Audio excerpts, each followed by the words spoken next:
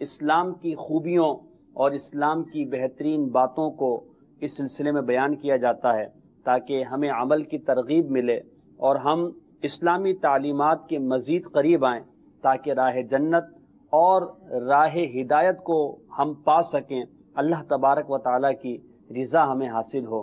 تو بغور سلسلہ حسن اسلام اول تاخر ملاحظہ فرمائیے، انشاءاللہ بہت کچھ آپ کو سیکھنے کو ملے گا۔ آج جو ہمارا موضوع ہے اس بارے میں انشاءاللہ میں آپ کو بتاؤں گا۔ آئیے پہلے درود پاک کی ہم فضیلت سنتے ہیں، پھر اس کے بعد آپ کو موضوع کی اہمیت اور موضوع کے متعلق کچھ عرض کروں گا۔ نبی پاک صاحب الاولاد صلی اللہ تعالی علیہ وآلہ وسلم کا فرمان عالی شان ہے، تم جہاں بھی ہو مجھ پر درود پڑھو، تمہارا درود مجھ تک پہنچتا ہے۔ صلو علی الحبیب صلی اللہ تعالی علی محمد صلی اللہ علیہ وسلم، صلاۃ و سلاما علیک یا سیدی یا رسول اللہ۔ موضوع کیا ہے اس کے متعلق میں ایک آپ کو واقعہ عرض کرتا ہوں، بڑا ہی پیارا اور بہت ہی اہم موضوع ہے۔ اگر یہ کہا جائے کہ آج اس معاشرے میں اس چیز کی بہت زیادہ ضرورت ہے تو شاید یہ غلط نہیں ہوگا۔ آج جس موضوع کو ہم لے کر آئے ہیں، چنانچہ مورخین نے لکھا کہ سیدنا فاروق اعظم رضی اللہ تعالی عنہ کے دور خلافت کا واقعہ ہے کہ آپ رضی اللہ تعالی عنہ نے ایک شخص کے بارے میں یہ حکم فرمایا کہ اس کے لیے فلاں شہر کے حاکم ہونے کا حکم نامہ لکھ دو۔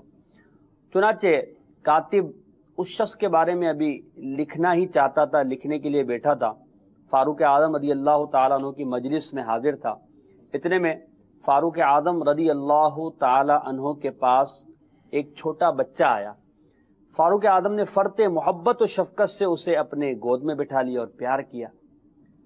اتنے میں جس شخص کے بارے میں فاروق اعظم رضی اللہ تعالیٰ عنہ نے حکم نامہ لکھوایا تھا، وہ شخص یہ دیکھ کر کہنے لگا کہ امیر المؤمنین، میرے تو 10 بچے ہیں اور میں کبھی اپنے بچوں کو اپنے پاس نہیں آنے دیتا، اور آپ نے ایک غیر کے بچے کو اپنی گود میں بٹھا لیا ہے۔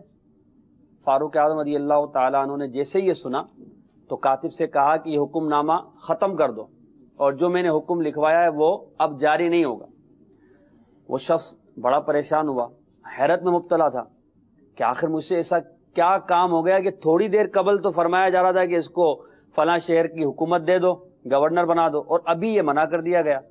اس نے لجاجت کے ساتھ فاروق اعظم رضی اللہ تعالیٰ عنہ سے عرض کیا، یا امیر المؤمنین، آخر کیا بات ہے، یہ پل بھر میں فیصلہ تبدیل کیوں ہو گیا؟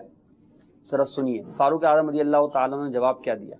ارشاد فرمایا کہ جو شخص اپنے بچوں پر شفقت نہیں کرتا وہ اپنی رعایا پر، اپنے ماتحتوں پر کیا شفقت کرے گا؟ اس لیے میں نے تمہاری گورنری یا تمہارے لیے جو حکم جاری کیا تھا وہ منسوخ کروا دیا۔ اصل جو ہمارا موضوع ہے وہ آج کا ہے شفقت۔ شفقت بچوں پر بھی ہوتی ہے، یتیموں پر بھی ہوتی ہے، ٹھیک ہے؟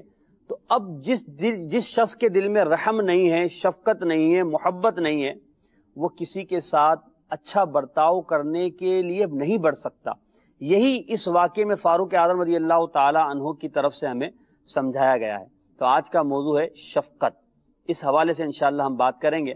ہمارے ساتھ مبلغین دعوت اسلامی ہیں، انشاءاللہ یہ اپنے مدنی پھول بھی دیں گے، آپ کی کالز بھی انشاءاللہ ہوگی، ان کالز کو بھی انشاءاللہ شامل سلسلہ کریں گے۔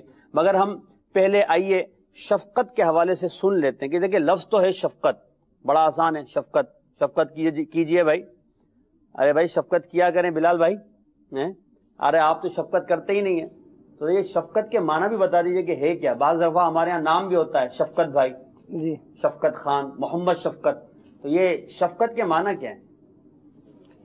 الحمدللہ رب العالمین والصلاة والسلام علی سید الانبیاء والمرسلین، اما بعد فاعوذ باللہ من الشیطان الرجیم، بسم اللہ الرحمن الرحیم۔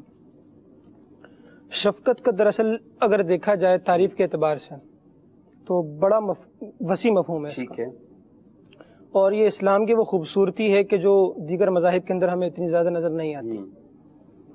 شفقت کے حوالے سے جب میں نے اس کی باقاعدہ تعریف دیکھی، چونکہ اگر شفقت کے معنی اور مفہوم کے اعتبار سے اگر دیکھا جائے معاشرے کے اندر تو تقریباً کو اس کا معنی مفہوم پتہ ہوگا، لیکن باقاعدہ جو تعریف ہے وہ اس کی یہ ہے جو عربی میں کی گئی کہ یہ صرف الہمت الی ازالۃ المکروہ عن الناس۔ مطلب اس کا یہ ہے کہ لوگوں کو جو چیز ناپسند ہو وہ چیز لوگوں سے دور کرنے کی کوشش کرنا شفقت ہے. واہ کیا بات. یعنی اگر اس کا مفہوم مخالف لیا جائے تو لوگ جس چیز کو پسند کرتے ہیں ویسا ان کے ساتھ برتاؤ کرنا، اس چیز کو کرنے کے لیے کوشش کرنا، یہ وصف اپنے اندر پیدا کرنا، یہ شفقت کہلاتا ہے. کیا بات کیا بات ہے. اب اس شفقت کے زیر اثر اگر دیکھا جائے تو بڑا وسیع مفہوم ہو گیا اس کا. ایسی صورت میں اب جو والدین اولاد کے ساتھ کرتے ہیں یہ بھی شفقت، ان کی دیکھ بھال کرنا، ان کے ساری چیزوں کا خیال رکھنا، ان کے حقوق پورے کرنا، یہ بھی شفقت ہے. اگر بچے والدین کے ساتھ یہ سلوک کرتے ہیں تو وہ بھی ایک طرح سے شفقت ہی کہلائے گی. ملازم اپنے نوکر پر کر سکتا ہے، اسی طرح امام اپنے مقتدی پر کر سکتا ہے، استاد اپنے شاگرد پر کر سکتا ہے. تو یوں دیکھا جائے معاشرے کے اندر تو بڑا وسیع مفہوم بن جاتا ہے شفقت کا. تعریف جو آپ نے بیان فرمائی اس کے تحت تو ہم اگر غور کریں تو بہت سارے ہمارے لیے مواقع ہو سکتے ہیں کہ ہم لوگوں کے ساتھ شفقت اور محبت کا سلوک کریں. یعنی جو لوگ پسند کرتے ہیں آسان الفاظ میں بالکل وہ معاملہ ان کے ساتھ کرنا یہ شفقت کہلاتا ہے. مدنی چینل کے ناظرین شفقت کیجئے تاکہ آپ پر بھی شفقت کی جائے. یعنی آپ لوگوں کے ساتھ اچھا کیجئے تاکہ لوگ آپ کے ساتھ اچھا کر بھلا ہو بھلا. ہاں کر بھلا تو ہو بھلا. کیا بات ہے. یعنی یہ ہمارے یہاں محاورہ تو ہے کر بھلا تو ہو بھلا، مگر شاید ہوتا یہ ہے کہ بھائی میرے ساتھ ہی کر بھلا، باقی میں کسی کے ساتھ بھلے کچھ نہ کروں اور میرا ہی بھلا ہو بس. حدیث پاک بھی ہے، نبی پاک علیہ الصلوۃ والسلام ارشاد فرماتے ہیں رحم کرو رحم کیے جاؤ. کیا بات. معاف کرو معاف کیے جاؤ. واہ بھائی واہ. حدیث پاک بھی ماشاءاللہ ہمارے راشد بھائی نے سنائی. یہاں پر میں چاہوں گا کہ اگر قرآنی آیات رحم دلی کے حوالے سے، شفقت کے حوالے سے، لوگوں کے ساتھ حسن سلوک کے حوالے سے اگر کچھ ہو تو آپ بھی بیان فرما دیں، آپ بھی بیان فرمائیں، تاکہ ہمارے لیے قرآن پاک ایک یقیناً راہ ہدایت ہے، منبع ہے، تو اس سے ہمیں انشاءاللہ سیکھنے کو ملے گا. جی قرآن مجید فرقان حمید چونکہ اسلام کی ایک بنیاد ہے اور اسی نے ہمارے دین کو مکمل کیا. اللہ تبارک و تعالیٰ نے اس کے اندر مختلف مقامات پر شفقت کا ذکر فرمایا ہے. ابھی میں نے والدین کی بات کی تھی تو اللہ تبارک و تعالیٰ نے ایک آیت میں فرمایا کہ وَخْفِضْ لَهُمَا جَنَاحَ الذُّلِّ مِنَ الرَّحْمَةِ، ٹھیک کہ اولاد سے ارشاد ہے کہ اپنے ماں باپ پر خوب شفقت کرو، ان کے لیے شفقت کے رحمت کے بازو پھیلا. رحمت کے بازو پھیلا. بالکل. ماشاءاللہ. اب اس آیت میں شفقت کا ذکر ہے. دوسری آیت کے اندر دیکھیے اللہ تبارک و تعالیٰ نے اس مفہوم کو تھوڑا وسیع کرتے ہوئے فرمایا کہ ان اللہ یامر بالعدل والاحسان وایتاء ذی القربى وینہی عن الفحشاء والمنکر والبغی. صحیح. یہ وہ آیت ہے جو عموماً ہم جمعے کے دن خطبے میں بھی سنتے ہیں ہر جمعے کو. ماشاءاللہ. اس آیت کا مطلب یہ ہے کہ اللہ تبارک و تعالیٰ عدل و احسان کا حکم دیتا ہے اور جو قرابت دار ہیں، مسکین ہیں، ان کے ساتھ اچھائی کرنے اور ان کے ساتھ شفقت کرنے کا اللہ تبارک و تعالیٰ حکم فرماتا ہے اور منع فرماتا ہے بری چیزوں سے. والبغی، اس آیت میں لفظ استعمال ہوا بغی. مفسرین نے اس کی تفسیر میں لکھا کہ بغی سے مراد یہ ہے کہ کسی کے ساتھ شفقت و رحمت والا معاملہ نہ کرنا، بلکہ اس کی ایذا رسانیوں کا سامان کرنا اور جو بھی ہتھ کنڈے اس کو تکلیف پہنچانے کے استعمال کیے جا سکتے ہوں یا جو بھی راستہ اس کے حقوق تلف کرنے کے لیے اختیار کیا جا سکتا ہو وہ راستہ اختیار کرنا، تو اللہ تبارک و تعالیٰ اس سے منع فرماتا ہے. ٹھیک ہے. اب تیسرے آیت کے اندر اللہ تبارک و تعالیٰ نے ارشاد فرمایا کہ ثم کان من الذین آمنوا وتواصوا بالصبر وتواصوا بالمرحمہ. صحیح. کتنا پیارا ارشاد ہے. 30ویں پارے کے اندر اللہ تبارک و تعالیٰ ارشاد فرماتا ہے کہ پھر وہ مومنین آئے جو وصیت کرتے ہیں کس چیز کی؟ صبر کی. آپس میں وصیت کرتے ہیں کہ یار صبر کیا کرو اور واویلا نہ کیا کرو، شور نہ مچایا کرو. وتواصوا بالمرحمہ، اور وہ شفقت کی وصیتیں کرتے ہیں کہ لوگوں کے ساتھ زیادہ سے زیادہ شفقت کا معاملہ کیا کرو. اب یہ دیکھیں کہ اس آیت کے اندر اللہ تبارک و تعالیٰ شفقت کا جو ان کی کا وصف ہے اس کو بڑا خوبی کے ساتھ بیان فرماتے ہوئے آگے فرماتا ہے اولئک اصحاب المیمنہ. یہی لوگ تو وہ ہیں کہ جن کے قیامت کے دن جن کے سیدھے ہاتھ میں جو ہے وہ نامہ اعمال دیا جائے گا. اس آیت کے اندر دیکھیے اب ایک اور آیت کے اندر اللہ تبارک و تعالیٰ نے ارشاد فرمایا کہ وَلْيَخْشَ الَّذِينَ لَوْ تَرَكُوا مِنْ خَلْفِهِمْ ذُرِّيَّةً ضِعَافًا خَافُوا عَلَيْهِمْ. یتیموں پر رحم کرنے کے حوالے سے اسلام کا ایک بہت بڑا کانسیپٹ ہے. کثیر احادیث کریمہ اور قرآن مجید کے اندر اس کے یتیموں کے احکام اور فضائل، کثیر واقعات علماء اسلام نے اپنی کتابوں میں لکھی. ٹھیک ہے. اب اللہ تبارک و تعالیٰ فرماتا ہے کہ دیکھو یتیموں کے ساتھ احسان کرنا ہے، ان کے ساتھ بھلائی کرنی ہے. کیوں کہ اگر تم میں سے کوئی شخص ہو، اگر وہ دنیا سے جا رہا ہو اور پیچھے اولاد ناتواں چھوڑ کر جا رہا ہو، مال و دولت نہ ہو، کوئی آسرا نہ ہو ان کے پاس، تو اسے کیا ہوگا؟ ڈر لگا رہے گا ان کا کہ یار میں پیچھے میرے بچوں کا کیا بنے گا. آج کل بھی ماں باپ کے ساتھ عموماً یہ ہوتا ہے، بوڑھے ہوتے ہیں یا بیماری کا شکار ہوتے ہیں، یار بچوں کی شادی کیسے ہوگی، کاروبار کا کیسا ہوگا، فلاں بچہ تو ایسا سوچتا ہے. تو اللہ تبارک و تعالیٰ فرماتا ہے کہ تمہیں اس چیز کا ڈر ہوتا ہے. تو جب تمہیں اپنی اولاد کے بارے میں اس چیز کا ڈر ہوتا ہے تو جو معاشرے میں تمہیں یتیم دکھتا ہے، اس کا باپ نہیں ہے، آسرا نہیں ہے، اس کے ساتھ کوئی حسن سلوک کرنے والا، اس کے حقوق پورے کرنے والا، ضروریات فراہم کرنے والا نہیں ہے، لہذا تم پر لازم ہے کہ اب تم شفقت کا معاملہ کر کے اس کے ساتھ. اسلام کی کیسی یعنی حسین یہ بات ہے کہ اگر کسی کا کوئی آسرا نہیں ہے تو ایک مسلمان اس کا آسرا ہے، سبحان اللہ، اس کے لیے مددگار ہے، اس کا معاون ہے، اس کے ساتھ اس نے سلوک کرنے والا ہے۔ اسلام نے امت مسلمہ کو ایک ساتھ کر دیا ہے، ان کو الگ الگ نہیں کیا، ایک دوسرے کے حقوق ادا کرنے والا۔ ماشاءاللہ بڑے اچھے انداز میں آپ نے ماشاءاللہ آیات قرآنیہ اور اس کے حوالے سے بیان فرمایا۔ راشد بھائی، ہمارے نبی پاک صلی اللہ علیہ وسلم نے ہمیں بہت ساری باتوں کے بارے میں، بہت سارے فضائل اور ان کے نہ کرنے پر جو وعیدات ہیں وہ بھی ارشاد فرمائی، احادیث کثیر ہیں۔ شفقت ایک ایسا موضوع ہے، شاید نبی پاک علیہ الصلوۃ والسلام کی ذات بلکہ یقیناً مشہور ہے شفقت کے حوالے سے۔ سرکار علی وقار کی احادیث طیبات میں شفقت کے حوالے سے ہمیں کیا ترغیب ملتی ہے؟ جی، نبی پاک علیہ الصلوۃ والسلام جن کی بعثت کے بہت سارے مقاصد تھے، اور اللہ تبارک و تعالیٰ نے اپنے کلام میں نبی پاک علیہ الصلوۃ والسلام کی کئی اوصاف کو ذکر کیا، کئی خوبیوں کو بیان فرمایا۔ انہی خوبیوں میں سے ایک خوبی یہ ہے کہ نبی پاک صلی اللہ تعالی علیہ وسلم اپنی امت سے مہربان اور شفیق ہیں، شفقت فرمانے والے۔ تو صرف اسی بات سے اندازہ لگایا جا سکتا ہے کہ شفقت کرنا کتنی اچھی بات ہے، کتنا اچھا وصف ہے جس کو رب تبارک و تعالی اپنے محبوب کے مقام مدح میں بیان فرما رہا ہے۔ بڑی مشہور آیت مبارکہ ہے جس میں اللہ تبارک و تعالی فرماتا ہے بالمؤمنین رؤوف الرحیم، میرا محبوب اپنے امتیوں کے لیے، مومنین کے لیے کمال درجے مہربان شفقت فرمانے والے۔ اور نبی پاک صلی اللہ تعالی علیہ وسلم کی اپنی امت سے شفقت اور امت کا احساس کتنا تھا، روایتوں میں آتا ہے کہ جب آندھی چلتی یا بادل آتے، اب پچھلی امتیں آندھی کے ذریعے، بارش کے ذریعے، مختلف قسم کے عذابات، آسمانی عذابات کے ذریعے طاقت و طارات کی گئی، ہلاک کی گئی۔ تو بظاہر جب آندھی کا معاملہ ہوتا یا بادل امڑ آتے تو نبی پاک صلی اللہ تعالی علیہ وسلم کے قلب اطہر پر یہ شاک گزرتا اور آپ کے اتنے مضطرب ہو جاتے کہ آپ کے چہرے انور پر فکر اور غم کے آثار نمایاں ہو جاتے۔ لیکن پھر جب بارش ہو جاتی، وہ سارا معاملہ جو ہے وہ کلیئر ہو جاتا، تو پھر نبی پاک علیہ الصلوۃ والسلام مسکرا دیتے اور نبی پاک علیہ الصلوۃ والسلام کی وہ حالت جاتے رہتی۔ اعلیٰ حضرت کا وہ شعر یاد آ رہا ہے، مومن ہوں مومنوں پہ رؤوف و رحیم ہوں، سائل ہوں سائلوں کو خوشی لا نہر کی۔ کیا بات ہے۔ اور روایت میں آتا ہے کہ جب یہ کیفیت ہوتی تو نبی پاک علیہ الصلوۃ والسلام اقبل و ادبر، کبھی آگے بڑھتے کبھی پیچھے آتے، امت کی فکر کہ امت پر عذاب نہ آ جائے۔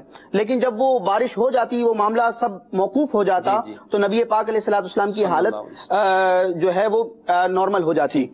حضرت عائشہ صدیقہ رضی اللہ تعالی عنہا فرماتی ہیں کہ میں نے نبی پاک علیہ الصلوۃ والسلام سے استفسار کیا، سوال کیا کہ آپ کی کیفیت اس طرح کیوں ہو جاتی ہے؟ تو اب امت سے شفقت دیکھیں، نبی پاک فرماتے ہیں انی خشیت ان یکون عذابا سلط علی امتی، مجھے اس بات کا خوف اور ڈر ہوتا کہ یہ عذاب نہ ہو جو میری امت پر مسلط کیا گیا ہو۔ تو امت سے اتنی شفقت ہے اور ہم امتی ہو کر اپنے مسلمان بھائی پر شفقت نہ کریں۔ یعنی نبی پاک علیہ الصلوۃ والسلام کے جو واقعات بیان کیے گئے کہ سرکار علی وقار علیہ الصلوۃ والسلام ان صورت حال کو دیکھ کر خود پریشان ہو جایا کرتے تھے، یہ امت کے لیے ہوا کرتا تھا، ورنہ سرکار علی وقار علیہ الصلوۃ والسلام کے لیے تو کوئی مشکل نہ تھی۔ بہرحال شفقت کا موضوع ہے، بڑا پیارا ہے، بتایا جا رہا، کالز بھی ہیں، تو آئیے پہلے ایک کال لے لیتے ہیں پھر آگے چلتے ہیں۔ جی سنائیے گا۔ السلام علیکم ورحمۃ اللہ وبرکاتہ۔ وعلیکم السلام ورحمۃ اللہ وبرکاتہ۔ بابو یاسین اتاری، نیو کراچی۔ حضرت آپ کی بارگاہ میں سوال یہ عرض ہے، کیا جانوروں پر بھی شفقت کرنے کا ثواب ہو سکتا ہے؟ حالانکہ وہ تو جانور ہیں۔ دعاؤں کی درخواست۔ اللہ تعالیٰ آپ پر رحمت فرمائے، اللہ آپ کو برکت عطا فرمائے۔ جانوروں پر شفقت کے حوالے سے میں ایک حدیث پاک سناتا ہوں، پھر ہمارے مبلغین میں انشاءاللہ آپ کو بیان کریں گے۔ آپ ثواب کا پوچھ رہے ہیں، چنانچہ حدیث پاک ہے بخاری شریف کی، بخاری شریف کی روایت ہے، حضرت ابو ہریرہ رضی اللہ تعالی عنہ نے روایت کیا، نبی پاک صلی اللہ تعالی علیہ وسلم نے ارشاد فرمایا کہ ایک آدمی ایک کتے کو اس نے دیکھا کہ جو پیاس کی وجہ سے گیلی مٹی چاٹ رہا تھا، پانی نہیں مل رہا تھا تو گیلی مٹی اپنی زبان سے چاٹ رہا تھا، تو اس شخص نے اپنا موزہ جو چمڑے وغیرہ کا تھا اسے لیا اور اس میں چلو سے پانی بھر کر اس کتے کو پلایا۔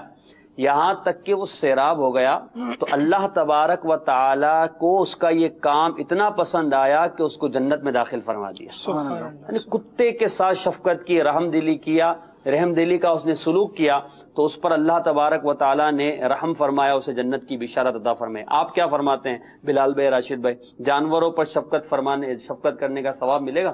میں سوال میں سن رہا تھا تو ایک جملہ کا کہ جانور تو جانور ہوتا ہے. جی جی. یعنی ایک یہاں تو خیر انسان پر شفقت نہیں کرتا، پہلی بات تو یہ.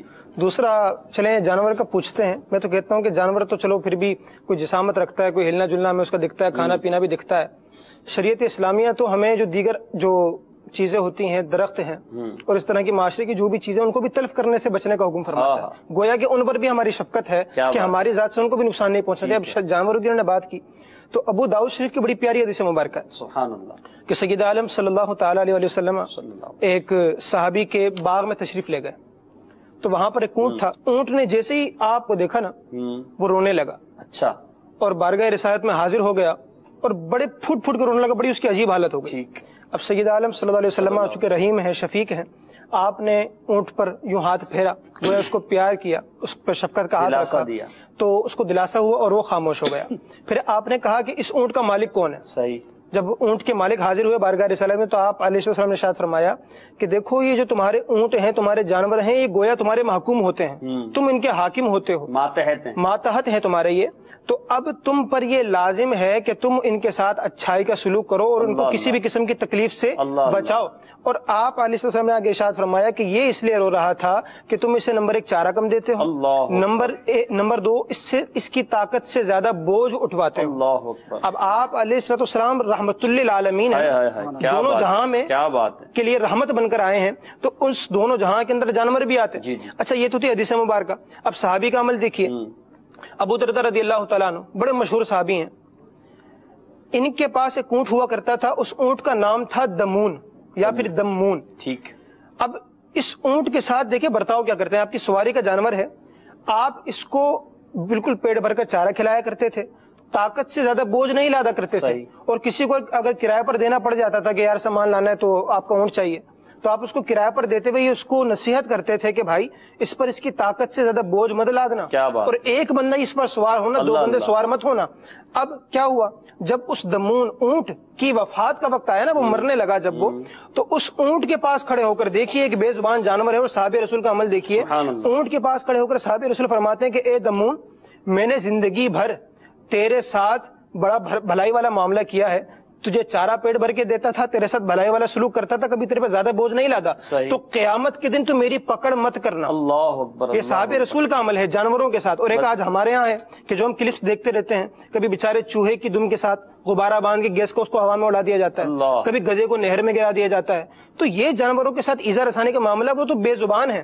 آپ یہ سوچیں کہ اگر یہ معاملہ آپ کے ساتھ کیا جائے اور آپ بول بھی نہ سکتے ہوں اور بالکل بیچارگی کا عالم ہو تو اس وقت آپ کی کیفیت کیا ہوگی. اچھا اب آگے چلیے.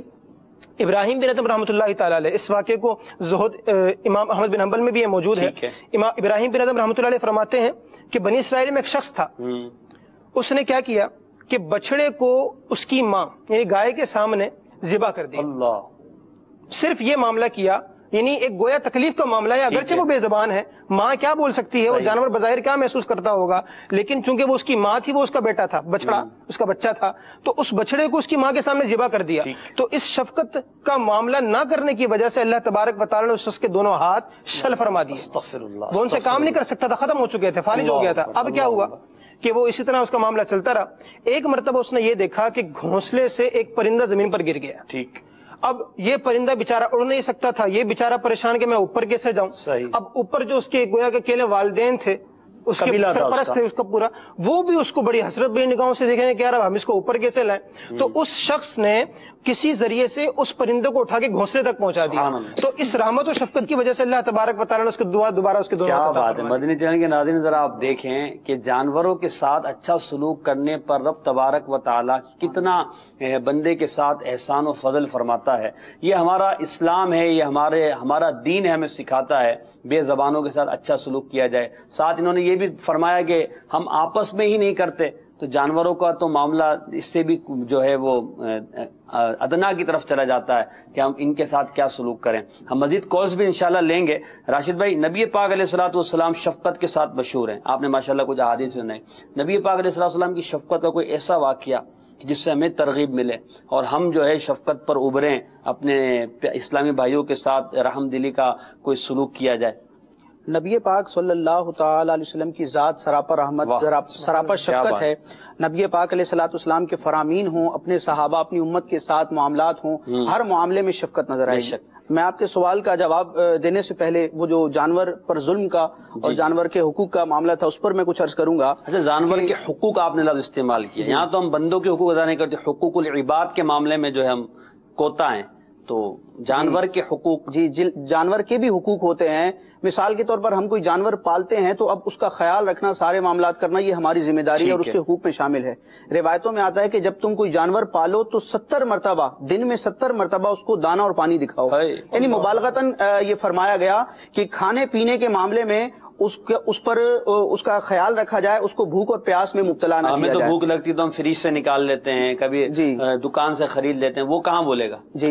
اور نبی پاک علیہ الصلوۃ والسلام کے فرامین میں بھی جانوروں پر شفقت کرنے، ان سے ظلم کو دفع کرنے کا فرمایا گیا. بڑی مشہور حدیث ہے ابو داؤد شریف کی اور ترمذی شریف کی کہ نہا رسول اللہ صلی اللہ علیہ وسلم عن التحریش بین البہائم، کہ نبی پاک صلی اللہ تعالی علیہ وسلم نے جانوروں کے مابین ان کو لڑوانے سے منع فرمایا. ہمارے ہاں یہ ہوتا ہے عموماً پرندوں کو یا جانوروں کو لڑوایا جاتا ہے اور ہم شوق میں اپنے بچوں کو وہ تماشا دکھاتے ہیں. حالانکہ فقہا فرماتے ہیں کہ اس طرح جانوروں کو آپس میں لڑانا، کیونکہ جب ہم لڑائیں گے ان کو تو سمجھ نہیں ہے لیکن ان کو تکلیف ہوگی، ایذا ہوگی، تو اب اس طرح لڑوانا اور اس کا تماشا دیکھنا یہ دونوں ناجائز ہیں. اور نبی پاک علیہ الصلوۃ والسلام نے صراحت سے منع فرمایا. اور جانور پر ظلم کرنا، اب وہ سائل نے سوال کیا کہ جانور تو جانور ہے، اب جانور پر ظلم کرنا کتنا سخت ہے. بلکہ ایک یہاں یوں بھی ہوتا ہے کہ لوگ یہ کہتے ہیں کہ جانور کو جتنا بھوکا رکھو گے اتنا زیادہ کام کرے گا. یہ لوگوں میں ہے اس طرح کا. تو کیا روایت میں نے آپ کو سنا دی کہ انسان بھوکا رہے کتنا کام کرتا ہے جی، اور کھا پی کر جب اس کے اندر طاقت آئے گی تو کام زیادہ کرے گا، بھوکا رہ کے کرے گا. بس وہی بات ہے کہ رحم اور شفقت جب دل سے نکل جاتی ہے، جب بندہ انسانوں پر رحم نہیں کھاتا تو جانور اس کے سامنے کیا ہے. جانور پر ظلم کتنا سخت ہے. فقہا فرماتے ہیں کہ جانور پر ظلم کرنا ذمی کافر پر ظلم کرنے سے بدتر ہے، اور ذمی کافر پر ظلم کرنا مسلمان پر ظلم کرنے سے بدتر ہے. اور مسلمان پر ظلم کرنے کا کیا وبال ہے کہ روایت میں آتا ہے من آذا مسلمن فقد آزانی ومن آزانی فقد آذ اللہ، جس نے بلا وجہ شرعی کسی مسلمان کو تکلیف دی اس نے مجھے تکلیف دی، اور جس نے مجھے تکلیف دی اس نے اللہ تعالیٰ کو تکلیف دی. نبی پاک علیہ الصلوۃ والسلام کے فرامین میں شفقت اور رحمت کے حوالے سے بڑی پیاری پیاری احادیث ملتی ہیں. ایک روایت ہے جامع ترمذی کی، حضرت ابو ہریرہ رضی اللہ تعالیٰ عنہ روایت فرماتے ہیں کہ ابو القاسم صلی اللہ تعالی علیہ وسلم ارشاد فرماتے ہیں لا تنزع الرحمت الا من شقی. یعنی ہمارا جو ایک موضوع ہے شفقت کا، اس ایک حدیث پاک کو اگر لے لیا جائے، اس کے معنی پر غور کر لیا جائے تو بندے کو احساس ہوگا کہ جس کے دل میں شفقت نہیں ہے وہ کتنا بڑا محروم ہے. سرکار صلی اللہ تعالی علیہ وسلم جو رحمت للعالمین ہے، سراپا رحمت ہیں، فرماتے ہیں لا تنزع الرحمت الا من شقی، رحمت نکالی نہیں جاتی مگر بدبخت سے. اچھا، جو جس کے دل میں رحم دلی نہیں ہے، شفقت نہیں ہے، اس کا مطلب ہے جو فرمایا گیا ہے کہ وہ بدبخت ہے. اب یہ رحمت کا معنی اور مفہوم بڑا وسیع ہے کہ رحمت کیا ہے، شفقت کیا ہے. شارحین فرماتے ہیں اپنی ذات پر بھی، اپنی ذات سے بھی بندے کو شفقت کرنی چاہیے. کس طرح کہ اپنے آپ کو گناہوں سے، رب تبارک و تعالیٰ کی نافرمانی سے بچائے، رب تبارک و تعالیٰ کے عذاب سے بچا کر اپنے نفس پر شفقت کرے، اپنے اہل و عیال، اپنے وابستگان جو ہیں اس کے ساتھ جو ریلیشن رکھتے ہیں ان کے ساتھ ان کے درجے کے مطابق شفقت اور رحمت اور محبت والا معاملہ ہو. حتیٰ کہ شارحین فرماتے ہیں کہ کفار پر بھی شفقت کرے. اچھا، کس طرح کہ انہیں دعوت اسلام دے، انہیں اسلام کی طرف بلائے تاکہ وہ اسلام لا کر اخروی نجات کا مجدہ پا سکے. اسی طرح مختلف طبقات میں رحمت اور شفقت کا معاملہ ہے. اور بندہ جب کسی پر شفقت کرتا ہے، یہاں سوال ہو سکتا ہے کہ یار میں دوسرے پر شفقت کروں، مجھے اس کا کیا فائدہ حاصل ہوگا؟ ٹھیک ہے، اللہ تبارک و تعالیٰ کی رضا تو ہے، آخرت کا ثواب تو ہے، اس سے بڑھ کر کچھ نہیں، لیکن انسان چاہتا ہے کہ دنیا میں بھی مجھے اس کا نفع اور صلہ ملے. تو نبی پاک صلی اللہ تعالی وسلم فرماتے ہیں، بڑی پیاری حدیث اور بڑے پیارے الفاظ ہیں، یعنی اس روایت کو جب بھی سنتے ہیں پڑھتے ہیں دل جھوم جاتا ہے. سرکار فرماتے ہیں الراحمون یرحمہم الرحمن. اللہ اکبر. ہم دوسروں پر رحم کریں گے, دوسروں پر شفقت کریں گے, ہمیں ملے گا کیا, اس کا صلہ کیا ملے گا؟ سرکار فرماتے ہیں رحم کرنے والوں پر رحمان رحم فرماتا ہے. مدنی چینل کے ناظرین دیکھیں کتنی پیاری روایت ہے کہ جو رحم کرتا ہے اللہ تبارک و تعالی اس پر رحم فرماتا ہے. ہمیں چاہیے کہ ہم اپنے رشتہ داروں پر, اپنے پڑوسیوں پر, دیگر مسلمانوں پر رحم کریں, ان کے ساتھ شفقت بھرا برتاؤ کریں, ان کے حقوق ادا کریں, جو وہ پسند کرتے ہیں اس طرح کا معاملہ ان کے ساتھ کریں. شفقت کے اس موضوع کو اور مبلغین کی گفتگو کو مزید آگے بڑھائیں گے, مگر ایک کال لیتے ہیں. جی کال سنائیے گا.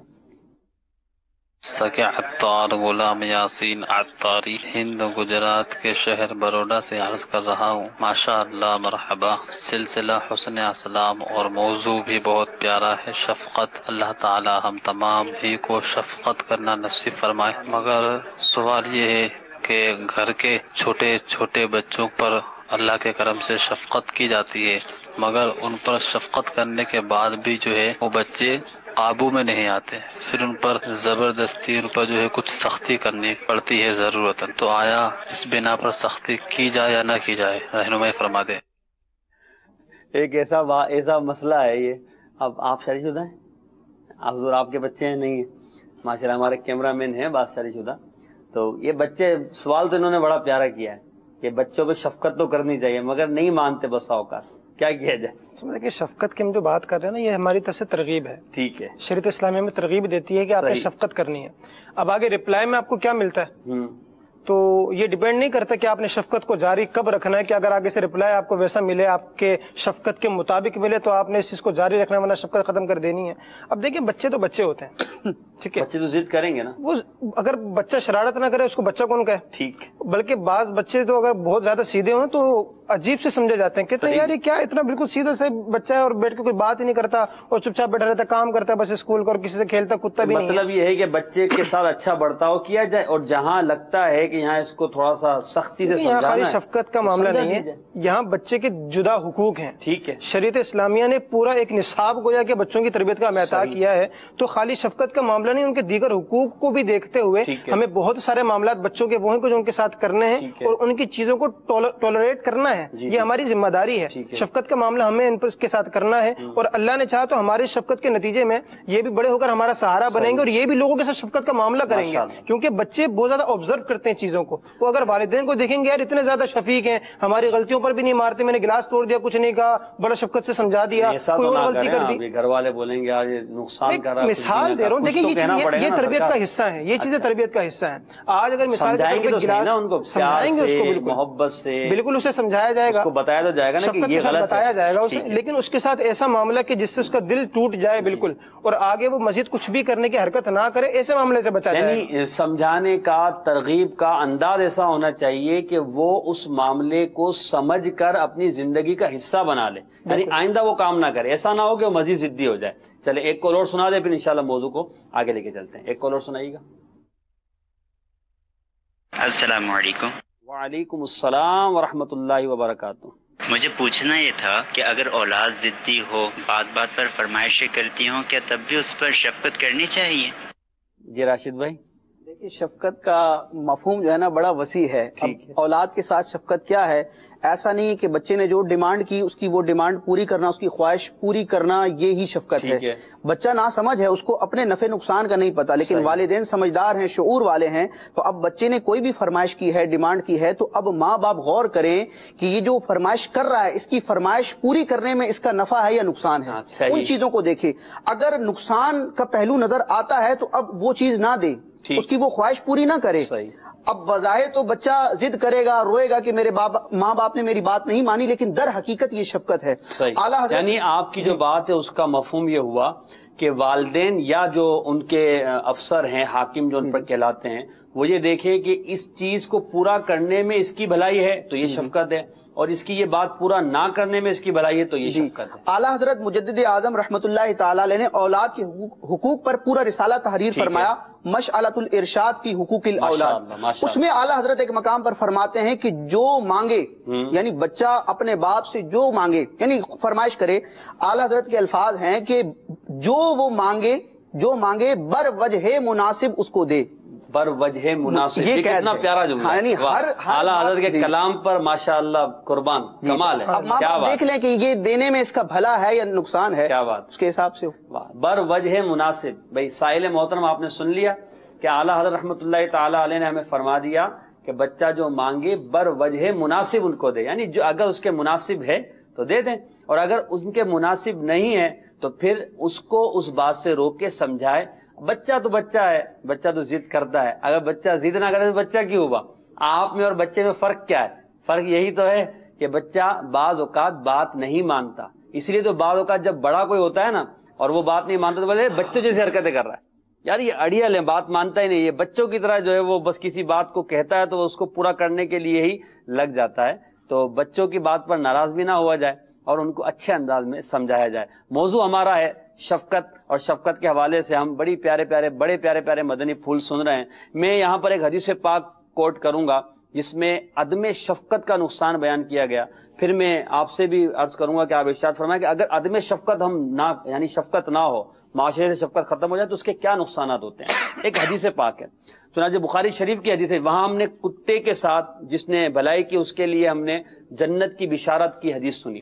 بخاری شریف کی دوسری روایت حضرت ابن عمر رضی اللہ تعالیٰ عنہ روایت کرتے ہیں کہ نبی پاک صاحب الاولاق صلی اللہ تعالی علیہ وسلم نے فرمایا کہ ایک عورت ایک بلی کے معاملے میں جہنم میں داخل ہوئی. اس نے ایک بلی کو باندھ رکھا تھا، نہ تو اس کو کچھ کھلایا کرتی تھی نہ اس کو چھوڑتی تھی، تو اللہ تبارک و تعالی نے اپنی بلی پر اس کو ظلم کرنے کی وجہ سے، اس کے ساتھ اچھا سلوک نہ کرنے کی وجہ سے جہنم میں داخل فرما دیا. تو یہ جہنم میں داخل ہونے کا یہ جو وعید ہے وہ دیکھیں ایک جانور کے ساتھ بدسلوکی کی وجہ سے، اس پر رحم دلی نہ کرنے کی وجہ سے. تو عدم شفقت، جہاں شفقت کا شریعت حکم دیتی ہے وہاں پر شفقت نہ کرنا، اس کا ایک نقصان یہ ہے کہ اللہ تبارک و تعالیٰ کی ناراضی ہوتی ہے. دنیاوی طور پہ بھی عدم شفقت کے نقصان ہوتے ہیں. کیا کیا ہو سکتا ہے؟ دیکھیں شفقت کو اگر دیکھیں نا صحیح معنوں میں، اب عموماً والدین اولاد سے محبت کرنے والے ہوتے ہیں. اگر والدین سے شفقت کا وصف نکالیں آپ ذرا، اب والدین اولاد کے ساتھ کیا معاملہ کریں گے؟ لوگ بولتے ہیں باپ ہے کہ جلاد ہے، یہ جملے سننے کو ملتے ہیں معاشرے کے، ہمارے معاشرے کے ہیں نا یہ. اب یہ کس وجہ سے؟ شفقت و رحمت کی نہ ہونے کی وجہ سے ہے. اب شفقت و رحمت ہوتی ہے تو والدین بچوں کا خیال رکھتے ہیں، تعلیم پر دھیان دیں گے، ان کی اچھی تربیت پر دھیان دیں گے، اور اسلام نے جو حقوق ان پر لازم کر رکھے ہیں اپنی اولاد کے لیے اس کو وہ ادا کریں گے. اچھا اب آ جائیے ذرا وسیع کرتے ہیں اس مفہوم کو. ملازم ہوتا ہے جی، اگر سیٹھ اپنے ملازم کے ساتھ اچھا سلوک نہ کرے، یعنی اس کے ساتھ شفقت کا معاملہ نہ کرے، اب کیا کرے گا؟ اس کی سیلری کو روکے گا، اس سے اس کی طاقت سے زیادہ کام لے گا، طرح طرح کے مظالم اٹھائے گا، کبھی ہاتھ بھی اٹھائے گا، کبھی الٹی سیدھی زبان کا استعمال کرے گا. واقعہ سوشل میڈیا پہ نظر آتے ہیں کہ وہ مالکان جو ہے اپنے مزدوروں کے ساتھ بڑا ہی تشدد معاملہ کرتے ہیں. اس کی وجہ یہی ہے لوگوں معاشرے میں بھی حیثیت نہیں ہوتی، پھر وہ بدنام ہوتے ہیں. کوئی عزت نہیں کرتا ایسے لوگوں کی. اور جو شفقت اور رحمت کا معاملہ کرتا ہے یہ مشاہدہ ہے کہ لوگ عموماً اس کے قریب جاتے ہیں کہ یار یہ بندہ بہت شفیق و مہربان ہے، اور یہ ایسا وصف ہے کہ جو یعنی گریبر ہے، لوگوں کی اٹینشن کھینچتا ہے اپنی طرف. اچھا اب یہ چیز دیکھیں، اگر شوہر ہے، اگر وہ اپنی بیوی ہے، اپنے بچے ہیں، اگر ان کے ساتھ شفقت کا معاملہ نہ کرے تو پھر کیا ہوگا؟ ایسے جو ہے وہ گھر عموماً نہیں چل پاتے. بچے اپنے باپ سے بدزن ہوتے ہیں، وہی چاہتے ہیں کہ یار باپ زیادہ سے زیادہ گھر سے باہر رہا کرے، بس رات کو اس ٹائم آیا کر ہم سوئیں اور صبح نکل جائیں. اب ایسے گھرانوں میں کیا ہوتا ہے کہ جب یہ دوریاں بڑھتی ہیں نا تو پھر کیا ہوتے ہیں؟ ایک دوسرے کے نمبر ایک حقوق تلف ہوتے ہیں. اسلام نے جو حقوق نافذ کیے وہ نمبر ایک گھرانہ تباہ برباد ہو جاتا ہے. اور پھر آگے جو ان کی بھی نسلیں چلتی ہیں تو وہ یہی معاملہ جب ان کے ساتھ کرتے ہیں تو یہ ایک لازوال سلسلہ تباہی کا شروع ہو جاتا ہے. اور اس کی بنیاد صرف اور صرف یہ تھی کہ آپ نے شفقت نہیں کی، رحم دلی نہیں کی، شفقت نہیں کی. آپ نے وہ حدیث پاک سنا ہے رحم کرو تم پر رحم کیا جائے گا. میں آپ سے ایک سوال یہاں پر یہ کروں گا کہ اب جب شفقت کی جب بات آتی ہے تو ذہن میں یہ آتا ہے کہ شفقت بڑا چھوٹے پہ کرتا ہے، تو کیا بڑوں کے ساتھ بھی شفقت کی جا سکتی ہے؟ اب مثال ایک بڑا ہے، باپ یہ کہے کہ مجھ پر بھی شفقت کرو، تو کیا مطلب باپ پر، ماں پر، دادا پر یا افسر پر جو بڑا ہے رتبے میں اس پہ شفقت کا کوئی سلوک ہو سکتا ہے؟ میں نے عرض کی نا شفقت کا معنی بڑا وسیع ہے. سمجھے تو ہم یہ ہے نا شفقت بچوں پہ ہوتی، چھوٹوں پر ہوتی. تو سامنے والے کی حیثیت، اس کے مقام اور درجے کے حساب سے ہی شفقت کا معاملہ اس کے ساتھ ہوگا. شاید شفقت کا معنی تو وہی رہے گا، لفظ شاید تبدیل ہو جائے گا.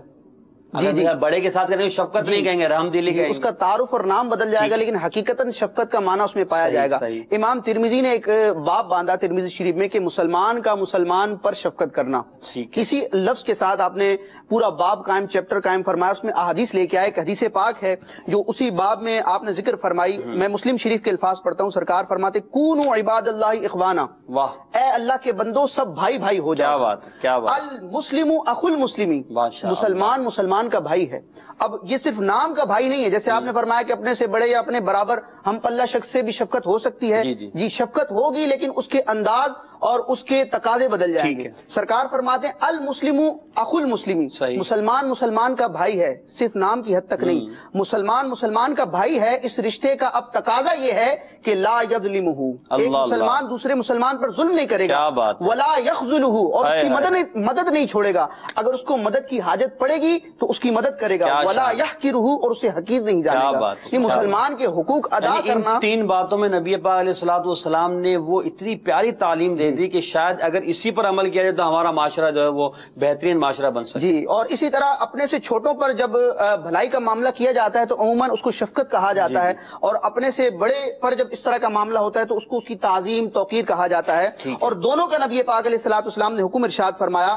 بڑی پیاری حدیث ہے ترمذی شریف کی، حضرت ابن عباس رضی اللہ تعالیٰ عنہ فرماتے ہیں کہ سرکار اعظم صلی اللہ تعالی علیہ وسلم نے ارشاد فرمایا لیس منا من لم یرحم صغیرنا ویوقر کبیرنا، وہ ہم میں سے نہیں جو ہمارے چھوٹوں پر شفقت نہ کرے اور ہمارے بڑوں کا احترام نہ کرے۔ دونوں چیزوں کو یہاں پر ذکر کر دیا گیا، مگر یہاں ایک وہ فرق تو رکھا جائے گا نا، مثال بچے پر یا چھوٹے پر، اپنے سے چھوٹے پر شفقت کریں گے تو اسے بسا اوقات پیار سے سر پہ ہاتھ پھیرتے ہیں، کمر پہ ہاتھ پھیرتے ہیں، ہمارے یہاں جیسے بولتے ہیں پیارے میرے لال، اس طرح کی شفقت کے انداز یہ بھی ہوتے ہیں، ٹھیک ہے نا، مگر جب بڑے کے ساتھ کریں گے تو اس طرح کا نہیں، بڑے ابا کو بولیں پیارے لال نہیں ہو سکتا، ابا کو ابا حضور، ابا کے سامنے ہاتھ تعظیم سے باندھے جائیں گے، ان کی بات کو مانا جائے گا، اگر وہ بیمار ہے تو ان کی بیمار پرسی کی جائے گی، ان کی ضرورت کو پورا کیا جائے گا، ہر ایک کے مرتبے کے ساتھ ہوگا نا۔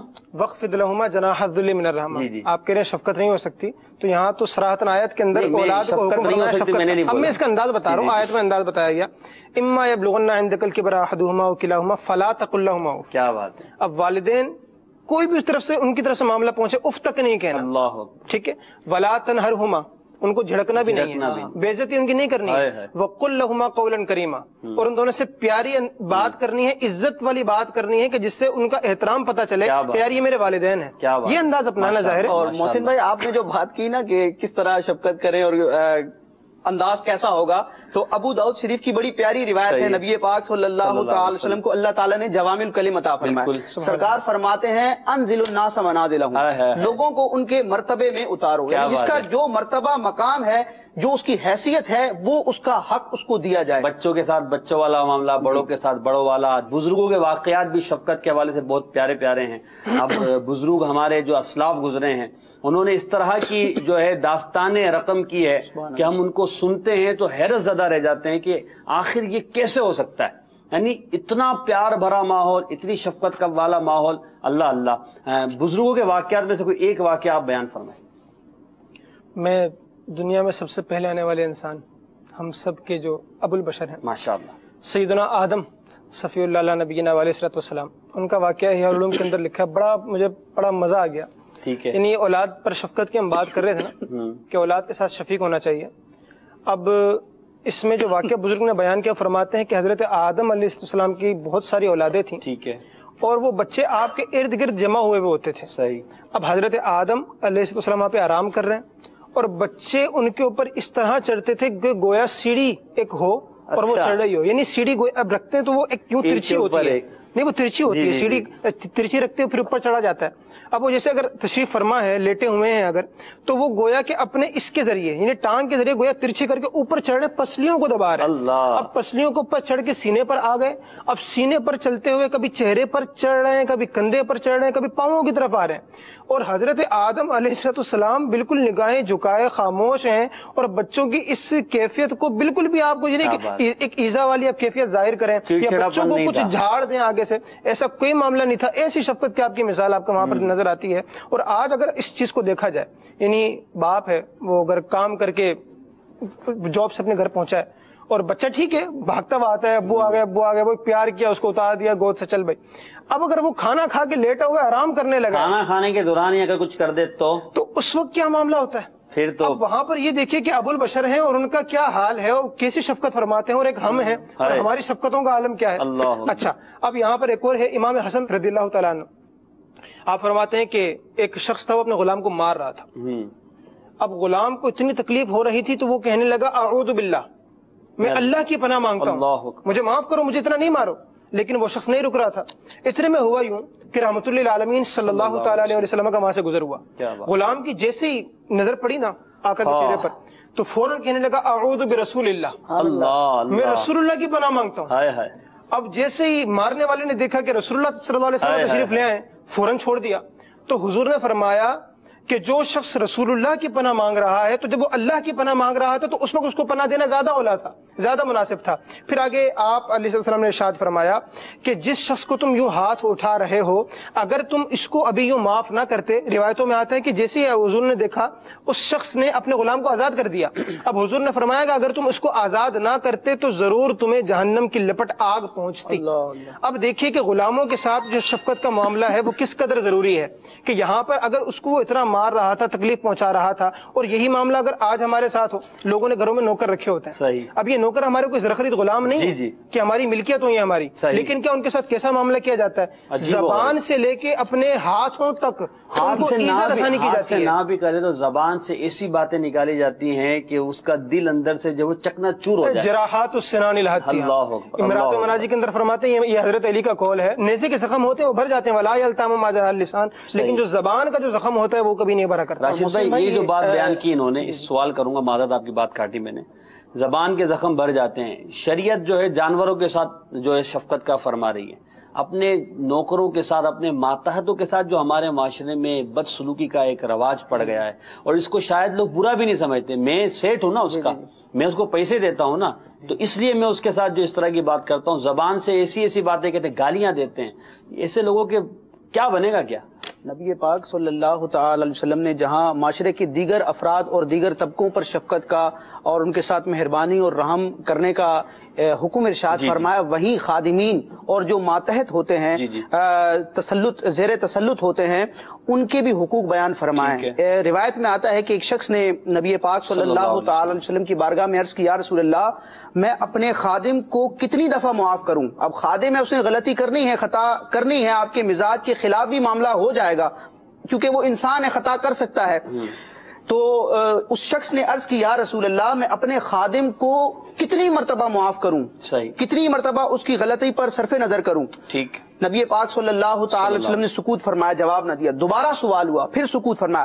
جب تیسری مرتبہ اس شخص نے سوال کیا کہ یا رسول اللہ، میں اپنے خادم کو کتنی مرتبہ معاف کروں؟ تو سرکار صلی اللہ تعالی علیہ وسلم نے ارشاد فرمایا، کل یوم 70 مرہ، روزانہ 70 مرتبہ اپنے غلام کو، اپنے خادم کو معاف کرو. تو ہمارا معاملہ کیا ہے؟ اور نبی پاک صلی اللہ مبالغے کے لیے، مبالغے کے لیے کثرت، یعنی معاف کرو، معاف کرنا اختیار کرو. وہ روایت میں نے شروع میں پڑھی نا، بڑا پیارا فرمان ہے، رحم کرو، رحم کیے جاؤ گے، معاف کرو، معاف کیے جاؤ گے. حضرت انس بن مالک رضی اللہ تعالیٰ عنہ جو خادم رسول کے نام سے پہچانے جاتے ہیں، اور تقریباً 10 سال آپ نے نبی پاک صلی اللہ تعالی وسلم کی خصوصی خدمت کی. ماشاءاللہ. یہ خود بتاتے ہیں، آپ اپنا معاملہ ذکر کرتے ہیں، حالانکہ آپ کی چھوٹی عمر تھی، بچپنے کا عالم تھا، اس عمر میں نبی پاک علیہ الصلوۃ والسلام کی خدمت کیا کرتے تھے. لیکن حضرت انس فرماتے ہیں کہ تقریباً 10 سال میں نے سرکار صلی اللہ تعالی وسلم کی خدمت بجا لائی، لیکن اس 10 سال کے عرصے میں نے کبھی ایسا نہ ہوا کہ میں نے کوئی کام کیا ہو تو سرکار نے فرمایا یہ کام تم نے کیوں کیا، اور میں نے کوئی کام نہ کیا ہو تو سرکار نے مجھے کہا ہو، فرمایا ہو کہ یہ کام تم نے کیوں نہیں کیا. حالانکہ سرکار کے سگی اولاد تو نہیں تھے، سرکار کے خادم تھے، سرکار علی وقار صلی اللہ علیہ وسلم کی خدمت میں رہا کرتے تھے. ہمیں سوچنا چاہیے. دیکھیں، ہمارے معاشرے میں ایک بہت بڑا طبقہ ہے جو کسی نہ کسی کے ماتحت ہوتا ہے، وہ نوکری کرتا ہے، فیکٹریز میں، دکانوں پر، گھروں پر لوگ جاتے ہیں، کام کاج کرتے ہیں. تو اب وہ لوگ جو ان پر افسر ہیں، حاکم بنائے گئے ہیں، ان کو چاہیے کہ اپنے ماتحت افراد کے ساتھ، چاہے وہ لیبر کی صورت میں ہو، کارخانے میں، فیکٹری میں، انڈسٹری میں، چاہے وہ گھر میں کام کاج کرنے والوں کی صورت میں ہو، چوکیدار کی صورت میں ہو، ڈرائیور کی صورت میں ہو، ہمیں ان کے ساتھ شفقت بھرا معاملہ کرنا چاہیے۔ بسا اوقات وہ بھی محبت کے طلبگار ہوتے ہیں، بسا اوقات وہ تکلیف میں ہوتے ہیں، مگر ہم ان کی تکلیف کا احساس نہیں کرتے۔ ہمیں یہ ہوتا ہے کہ میرا کام ہو جانا چاہیے، میرے سارے معاملات سیدھے ہو جانے چاہیے، میرے جو حقوق ہیں وہ ادا ہو جائیں۔ میں اس کو پیسے دیتا ہوں نا، تو پیسے دے کر ہم نے اسے خرید نہیں لیا۔ عموماً بہت سے کام ایسے بھی ہوتے ہیں کہ انسان ان کو خود بھی کرنا چاہے وہ کر سکتا ہے اور باسہولت کر سکتا ہے، اس کو کوئی تکلیف بھی نہیں ہوتی، لیکن چونکہ نوکر رکھا ہوتا ہے نا، خود ہاتھ سے اپنے کام کرنا ثابت ہے۔ حضرت عائشہ نے بیان فرمایا ہے، اور باقاعدہ شمال ترمذی کے اندر پورا باب اس پر موجود ہے۔ اب یہ دیکھیے کہ سلمان فارسی رضی اللہ تعالیٰ جلیل القدر صحابی ہیں، آپ کی بارگاہ میں ایک شخص حاضر ہوئے اور دیکھا کیا کر رہے ہیں، آٹا گوندھ رہے ہیں۔ اچھا، جلیل القدر صحابی ہیں اور صحابہ کے درمیان بڑا مرتبہ تھا ان کا، حضرت عیسیٰ کے تابعی ہیں، حضور کے صحابی ہیں۔ اب یہ اپنے ہاتھوں سے آٹا گوندھ رہے ہیں، وہ کہنے لگا حضور غلام کدھر ہے آپ کا، آپ کیا کر رہے ہیں، خود کسی کیوں کام کر رہے ہیں؟ آپ نے کہا کہ میں نے اس کو کسی اور کام سے بھیجا ہوا ہے اور میں نہیں چاہتا کہ اس پر دو کام جمع کروں۔ کیا بات ہے! دیکھیں اگر چاہتے تو باہر کا کام کرواتے، اس سے آٹا بھی گنوا سکتے تھے اور بھی کام لے سکتے تھے، غلام تھا، لیکن چونکہ وہ ایک سہولت انہوں نے اس کے لیے پیدا کی کہ اب وہ تھکا ہارا میرے کام سے آئے گا تو آٹا میں اگر خود گوندھ لوں تو میرا کیا جاتا ہے۔ شفقت تھی نا، یہ بالکل یہ شفقت کے مناظر ہمیں اس معاشرے میں اس طرح کے معاملات کرنے پڑیں گے، تبھی ہمارے معاشرے میں بہتری ہوگی۔ مبلغ دعوت اسلامی محمد سلمان عطاری ہمارے ساتھ ہیں، آئیے ان سے بھی کوئی مدنی پھول لیتے ہیں۔ السلام علیکم ورحمۃ اللہ وبرکاتہ۔ وعلیکم السلام ورحمۃ اللہ وبرکاتہ۔ کیسے ہیں؟ الحمدللہ رب العالمین، آپ کیسے ہیں؟ مرحبا، آپ نے ماشاءاللہ ہمیں عزت بخشی۔ جزاک اللہ آپ کو سلامت باکرامت رکھے۔ آمین۔ بلال بھائی بڑے پیارے مدنی پھول بیان فرما رہے تھے، حضرت مولانا قبلہ راشد مدنی حافظہ اللہ تعالیٰ بھی تشریف فرما ہے۔ کیا بات! اللہ پاک دونوں مبلغین کے علم میں، عمر میں، ان کے عمل میں برکتیں، ترقیاں، وسعتیں عطا فرمائے، اور یہ تمام دعائیں آپ کے حق میں اور آپ کے صدقے میرے حق میں مقبول ہوں۔ موضوع بہت پیارا ہے ماشاءاللہ، شفقت کے حوالے سے، اور سلسلہ حسن اسلام عنوان بھی بہت پیارا ہے۔ اسلام کے حسن میں سے ایک چیز یہ بھی بیان کی جا سکتی ہے، سمجھی جا سکتی ہے کہ اسلام نے جس طرح ہمیں شفقت کرنے کا حکم دیا ہے اپنے بچوں پر، یوں ہی دوسروں کے جو بچے ہیں ان پر بھی ہمیں شفقت کا جو ہے وہ برتاؤ رکھنا چاہیے، شفقت والا انداز رکھنا چاہیے۔ عمومی طور پہ دیکھا گیا ہے محسن بھائی، لوگ اپنے بچوں کے ساتھ تو بڑا پیار کرتے ہیں، اپنے بچوں کے ساتھ تو بڑی محبت کرتے ہیں، ان کو تو بہت کچھ دلا کے دیتے ہیں، لیکن اگر کوئی دوسرا بچہ ہو تو اس کے ساتھ شفقت و محبت کا معاملہ نہیں ہوتا۔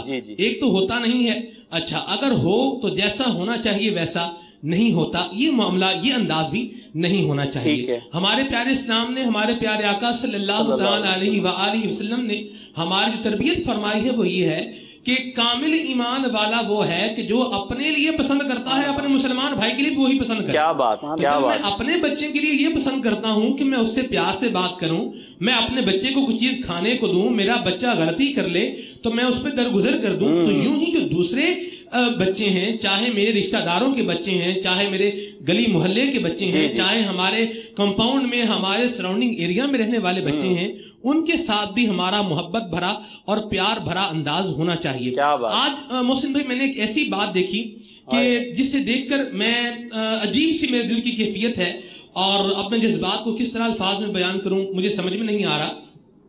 آپ ایک بات غور کریں، مدنی چینل کے ناظرین بھی ہیں، ہم سارے ایک بات پر غور کریں کہ اگر میرا بچہ بیمار ہو جائے تو میں کیا کروں گا؟ اس کے لیے دوائی کا انتظام کروں گا، لے کے جاؤں گا اس کو۔ بالکل۔ اور اگر بچے کی طبیعت جو ہے وہ سیریس ہو جائے پھر میں کیا کروں گا؟ فٹافٹ ہاسپٹل بھاگوں گا، فٹافٹ ہاسپٹل بھاگوں گا۔ آج ایک عجیب سا معاملہ میں نے دیکھا، اللہ، بچہ ایک انتہائی کرب کے اندر مبتلا ہے، رو رہا ہے، آنسو بہا رہا ہے، درد سے مطلب وہ کراہ رہا ہے، ٹھیک ہے، اور دیکھا میں نے کسی کو کہ وہ دیگر کاموں میں لگا ہوا ہے، کبھی ادھر جا رہا ہے، کبھی ادھر جا رہا ہے، کبھی ادھر جا رہا ہے، کبھی ادھر جا رہا ہے۔ اتفاق کی بات ہے کہ مجھے اس بچے کے پاس جانے کا اتفاق ہوا، ٹھیک، اس امیر سنت کی یہ تربیت ہے، دعوت اسلامی کے مدنی ماحول کی برکت ہے. میں نے اس بچے وہ مدنی ہنی تھی، اس کے سر پہ میں نے ہاتھ رکھا. ٹھیک. اچھا اب آپ سمجھتے ہیں کہ جب ایک بچے کو درد ہو رہا ہے، وہ کرب کی کیفیت میں ہے، ڈاکٹر بولے ہاسپٹل لے جاؤ، تو اب اس کو ہم اس کے سر پہ ہاتھ پھیرے ہیں، بیٹا ابھی کچھ نہیں ہوتا، بیٹا ابھی ٹھیک ہو جائے گا، اس سے کام نہیں چلے گا.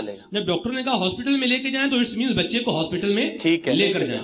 اچھا اب جو جس کو بولا تھا ہاسپٹل میں لے کے جائیں وہ کیا کر رہا ہے؟ وہ کبھی ادھر جا رہا ہے بیچارہ، کبھی ادھر جا رہا ہے. ہو سکتا ہے اس کا بھی کوئی عذر ہو، کوئی پریشانی ہو. میں محسن بھائی یہ سوچ رہا تھا کہ اگر میرا بچہ یہاں بیٹھا ہوتا اور وہ اس کیفیت کے اندر ہوتا تو میں کیا کرتا؟ بالکل لے کے چلتا. اسلامی بھائی نے کیا کیا، انہوں نے وہ جو بندہ گھوم رہا تھا بیچارہ جو بھی کر رہا تھا اس کو بلایا، اس کو پیسے جیب سے نکال کے دیے، اس بچے کو فوراً ہاسپٹل میں لے کے جاؤ. ٹھیک. اب آپ سمجھتے ہیں کہ بعض اوقات بندہ، میں نہیں کہتا کہ ان کی نیگلیجنس ہے یا غفلت ہے، اب وہ بچے کو چلا رہے ہیں، بچہ تو بیچارہ پہلے درد سے کرا رہا ہے، چلا اسے جا نہیں رہا، حال اس کا بے حال ہے. تو ان کو پھر دوسرے سیون نے کہا بھائی جان آپ بچے کو اٹھائیں اور اس کو لے کے جائیں. اچھا گاڑی کا، اب گاڑی کا انتظار ہو رہا ہے، بھائی گاڑی کا انتظار کیوں کر رہے ہیں؟ باہر نکلے بچے پر بٹھائیں، بچے کو ہاسپٹل میں لے جائیں.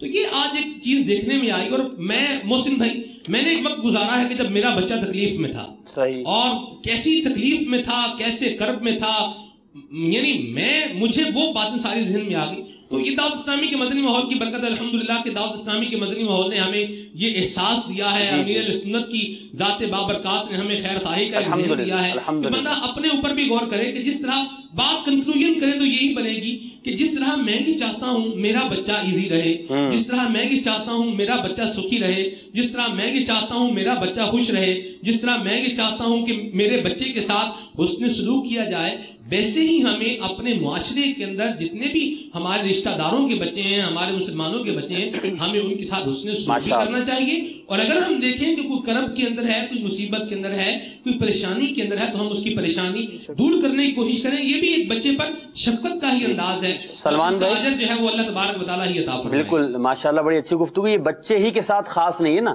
ماشاءاللہ آپ نے جو بیان فرمایا، جو بھی مسلمان اگر کرب و مصیبت میں ہے تو شفقت کا معنی ہمارے بلال بھائی نے شروع میں بیان کیا تھا کہ مسلمان جس چیز کو پسند کرتا اس کے لیے ویسی کوشش کرنا. تو جب میں اپنے لیے پسند کر رہا ہوں کہ میں کرب و اضطراب میں نہ رہوں، تو کوئی بھی مسلمان چاہے وہ بچہ ہو چاہے بڑا ہو، ہمیں اس کے ساتھ اس نے سلوک کرتے ہوئے اس کی اس مصیبت کو دور کر دینا چاہیے. محسن بھائی یہ نبی پاک علیہ الصلوۃ والسلام کے فرامین میں بھی یہ چیز ملتی ہے ماشاءاللہ. سلمان بھائی نے بہت پیارے پہلو پر توجہ دلائی. ہمارا جو ہے نا وہ ذہن یہ ہوتا ہے نا، جب ایک واقعہ دیکھتے تو سمجھ میں وہ جلدی آ جاتا ہے، جیسے انہوں نے ماشاءاللہ بیان فرمایا. جی نبی پاک علیہ الصلوۃ والسلام کی حدیث پاک، یعنی سلمان بھائی جس طرف ہمیں توجہ دلا رہے ہیں، نبی پاک علیہ الصلوۃ والسلام کا فرمان بھی اس کی طرف رہنمائی کرتا ہے. بڑی پیاری روایت ہے، سرکار فرماتے المسلمون کرجل واحد، سارے مسلمان فرد واحد کی طرح. اب نبی پاک علیہ الصلوۃ والسلام نے اس تشبیہ کی وجہ بیان فرمائی کہ کس طرح سارے مسلمان ایک شخص کی طرح ہیں. ارشاد فرمایا ان اشتکا عینہ اشتکا کلہ، اگر کسی شخص کی آنکھ میں تکلیف ہوتی ہے تو اس تکلیف اور درد کا احساس سارے جسم پر ہوتا ہے.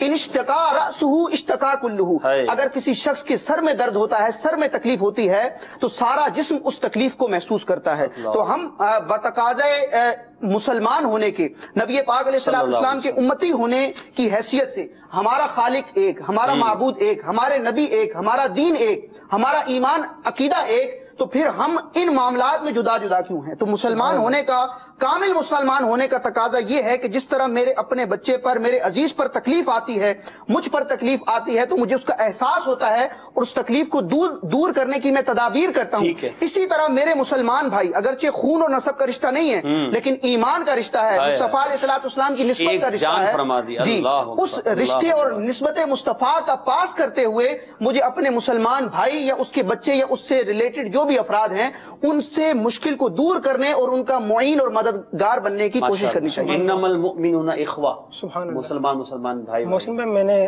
المنن الکبریٰ سیدنا عبد الوہاب شارانی رحمۃ اللہ علیہ بڑی پیاری کتاب لکھی، پڑھنے سے تعلق رکھتی ہے. آپ نے پوری زندگی کے اپنے وہ واقعہ جو اللہ نے ان پر احسانات فرمائے ہیں، نعمتیں عطا فرمائے، آپ نے سب کو جمع فرما دیا ہے، اپنے خسائل کو بھی آپ نے وہاں پر بیان فرمایا ہے. وہاں پر میں نے ایک پیرا پڑھا ان کی اپنی شفقت اور سیدنا احمد کبیر رفاعی رحمۃ اللہ علیہ کی شفقت کے متعلق، جو غوث اعظم رحمۃ اللہ علیہ کے ہم اثر بزرگ تھے، بڑا ان کو مقام تھا. تو میں وہ چھوٹا سا پیرا آپ کے سامنے بیان کرتا ہوں.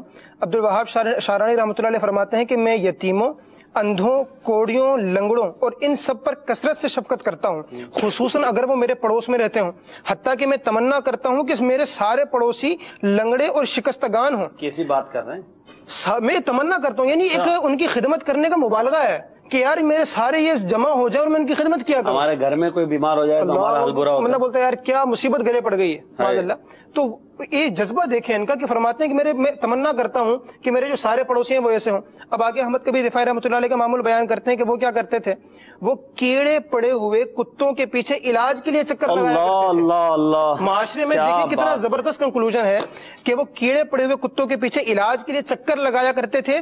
کئی دفعہ کتا آپ سے بھاگ جاتا تو آپ اس کے پیچھے جاتے فرماتے کہ میں تو صرف تیرا علاج کرنا چاہتا ہوں۔ آپ رحمۃ اللہ تعالی علیہ کوڑ کے مریضوں کے گھر جاتے، ان کے کپڑے دھوتے، ان کے لیے کھانا لے کر جاتے اور ان سے مل کر کھاتے اور ان سے دعا کرواتے تھے۔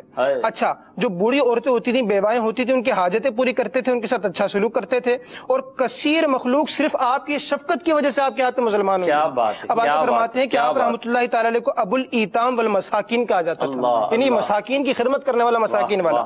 اب آگے فرماتے ہیں بسا اوقات دوسرے شہر میں موجود کسی فقیر کی بیماری کی خبر سنتے تو وہاں جا کے اس کی بیمار پرسی کرتے، اس کی خدمت کرتے، اور 2 یا 3 دن کے بعد واپس آ جاتے۔ اب فرماتے جو شارع عام ہوتی ہے نا، عام سڑک ہوا کرتی ہے، جس طرح بھی اس میں نے بیان کیا، تو شارع عام میں اس مقصد سے کھڑے ہوتے تھے کہ اندھوں کی رہنمائی کریں گے اور بوڑھوں کی خبرگیری کریں گے، اور جو لوگ اپنے کپڑے پر ہی بولو براز کر دیا کرتے ہیں ان کی کچھ مدد کیا کریں گے۔ اب آگے فرماتے ہیں کہ پڑوسیوں کی خبرگیری کرتے۔ اچھا، آپ کے پاس ایک یتیم لڑکا تھا جس کے ماں باپ دونوں ہی نہ تھے، وہ دوران ورد یا مجلس واعظ میں آپ کے پاس آ جاتا اور آپ سے کھانے کی کھیلنے کی کوئی چیز مانگتا تو آپ کھڑے ہوتے وہ چیز مہیا کرتے۔ آپ کے جو ہم زمانہ بزرگ تھے وہ فرماتے ہیں کہ احمد کبیر رفاعی رحمۃ اللہ علیہ کو جو اتنا بڑا مقام اللہ نے عطا کیا ہے، یہ صرف اسی مخلوق پر شفقت کی وجہ سے ہے۔ مدنی چینل کے ناظرین، یہ جو آخری گفتگو ہوئی ہے، شروع سے جو گفتگو رہی بڑی پیاری ہے، مگر اگر ہم ان خصلتوں کو اپنے اندر لے آئیں نا، انشاءاللہ ہمیں بھی سکون ملے گا، مٹھاس ملے گی، حلاوت ملے گی، ساتھ ہی ہمارے معاشرے میں انشاءاللہ برکت ہوگی۔ دعوت اسلامی یہی چاہتی ہے۔ آئیے دعوت اسلامی کے مدنی ماحول سے وابستہ ہو جائیے۔ مدنی انعامات میں امیر اہل سنت نے ہمیں شفقت و محبت کا درس دیا ہے۔ اللہ تعالی ہمارے اس سلسلے کو قبول فرمائے اور ہمیں حسن اسلام کو سمجھنے اور اس کی برکتوں سے مالا مال فرمائے، آمین، بجاہ نبی الامین صلی اللہ علیہ وسلم۔ اسلام کی آنکھیں ہوا سارا جہاں روشن، عرب کے چاند صدقے کیا ہی کہنا تیری طلعت کا، عرب کے چاند صدقے کیا